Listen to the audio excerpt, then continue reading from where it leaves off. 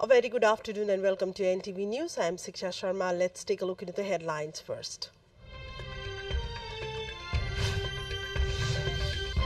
Incessant rain continues to unleash havoc across the country. Water level in swollen Koshi, Narayani and Mahakali rivers surge. Janamat Party joins Prime Minister Daha-led government. Anita Devi Shah sworn in as Minister of Federal Affairs and General Administration. Niger military to prosecute deposed President Bazoum for high treason. Charges come hours after coup leaders say they are open to debate in La Liga.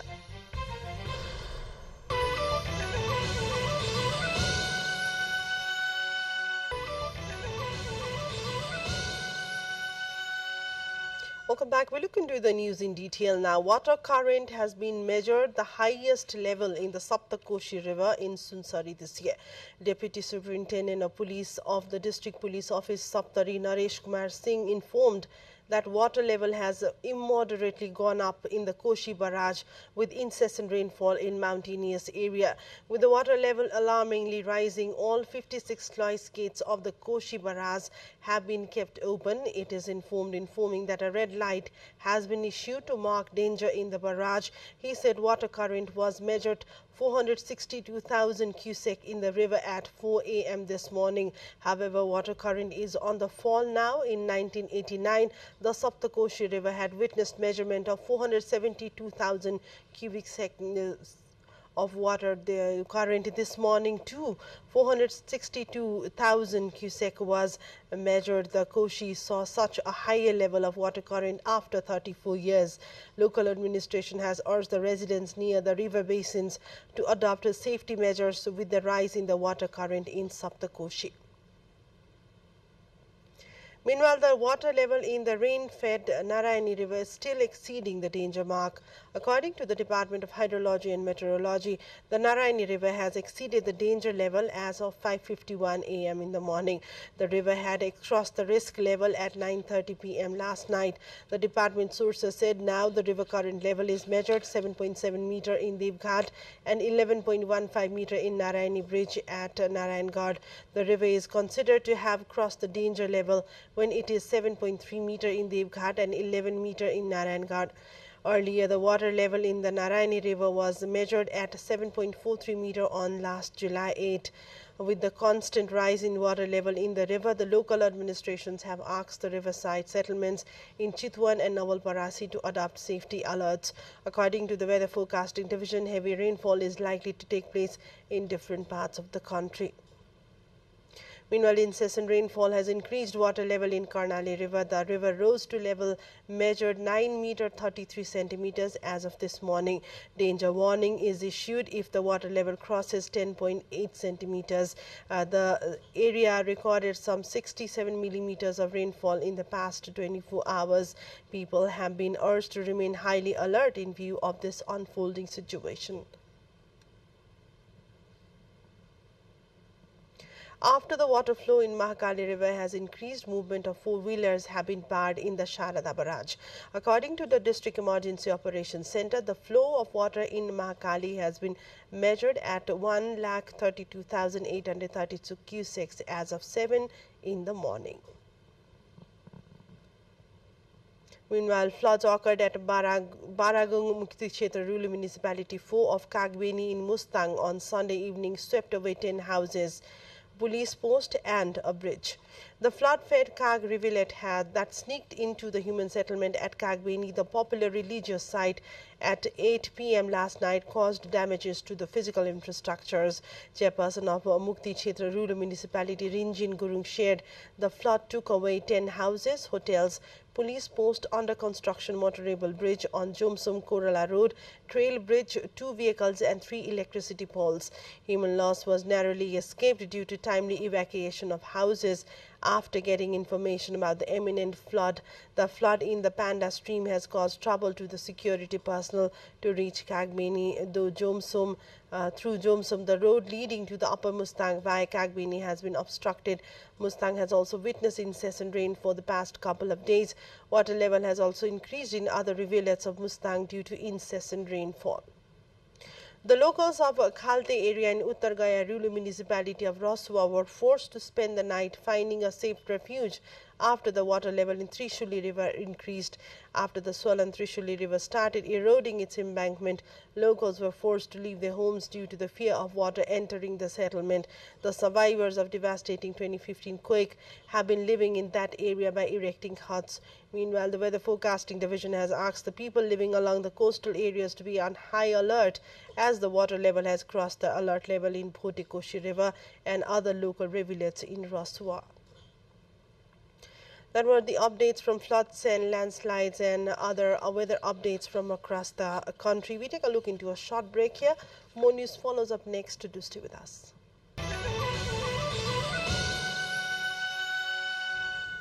Welcome back to NTV News. Towards other developments, Prime Minister Pushpa Kamal Dahal said he was serious in addressing several demands of contractors.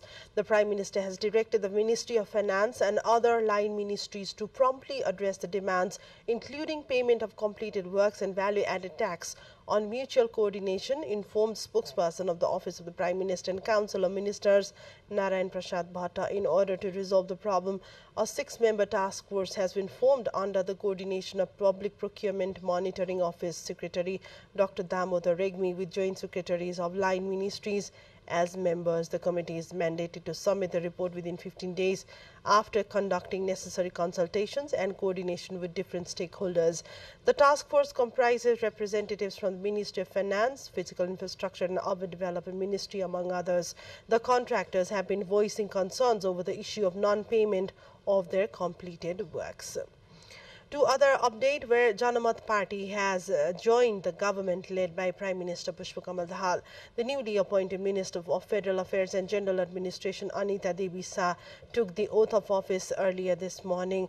President Ramchandra Paudel administered the oath of office and secrecy to the new minister amid a program held at the President's office in Sheetal Nivas. On Sunday, Amalnal Modi of Mao Center was recalled from the government, paving the way for the Janamat Party to join the current coalition.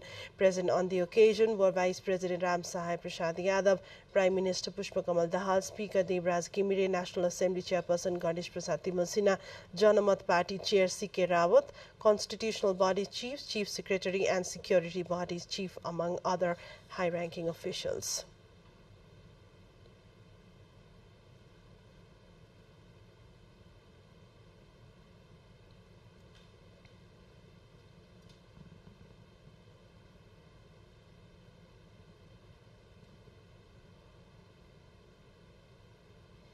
Vice President Ram Sahai Prasad Yadav is heading to China for a 6-day visit this afternoon. Vice President Yadav is going to attend the 7th China South Asia Exposition and 27th China Kunming Import and Export Fair, according to the Ministry of Foreign Affairs. Yadav will lead a Nepali delegation to the fair to be held in Kunming from August 16 to 20. Yadav will be accompanied by his spouse Champadevi Yadav, Secretary at the Office of the Vice President Madhusudan Burlakoti, Personal Secretary of the VP Satrudhan Yadav, Personal Dr. Bikram Silwal, and 2 security personnel.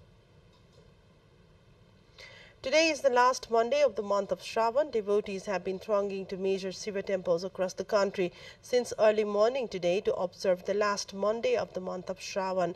Shravan is considered one of the holiest months in Hindu calendar and is considered auspicious for the worship of Lord Shiva. Devotees of Shiva perform religious rituals and take vratas, that is fasting. Each Monday of the following month, known as Shravan Somvar, is a special day in Shiva temples. Hindu devotees walk barefoot and with holy water to offer to the Lord Shiva. And let's take a look into yet another break. Stay with us for more developments. Welcome back to NTV News. Towards other developments in the international front, where Niger's military has said it will prosecute deposed President Mohamed Bazoum for treason hours after a group of senior Islamic scholars said the country's coup leaders opened to diplomacy to resolve their standoff with West Africa's regional bloc. In a statement read out on national television late on Sunday, a spokesman for Niger's military laid out the charges against Bazoum as high treason and undermining the internal and external security of the country. Bazoum, 63, and his family have been held at the president's official residence in Niamey, since the coup on July 26, with international concern mounting over the conditions in detention.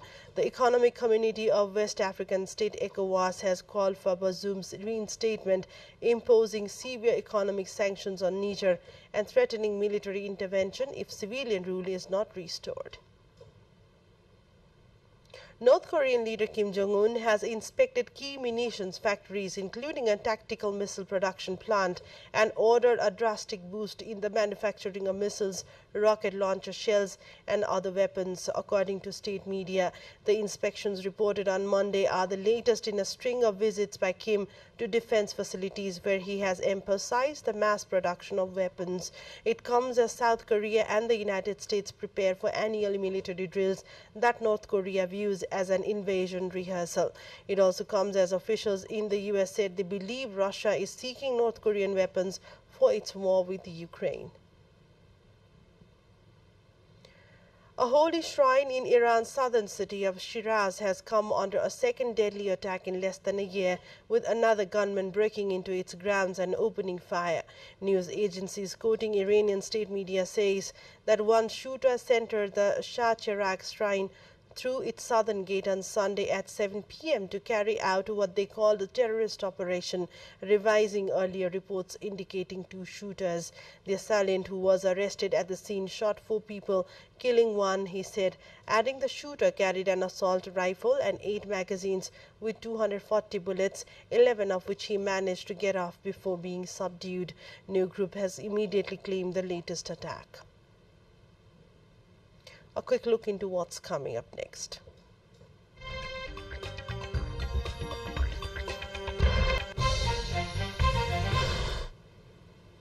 Local regions across China have adopted various measures to boost consumption during the ongoing summer vacation, offering preferential tourism packages to tourists, including considerable profit concessions in efforts to promote tourism development in a post-pandemic era.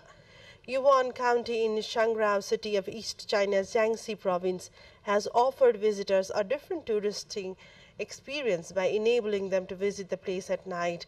They can also have fun at Painted Face Festival in Puzhehei, scenic spot in southwest China's Yunnan province.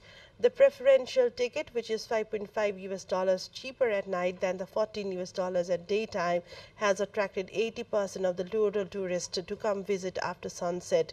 Tourist destinations across China have also introduced cultural experience programs in an exploratory way in efforts to attract more visitors during the summer vacation. We've come to the end of the bulletin. A quick reminder of our top stories.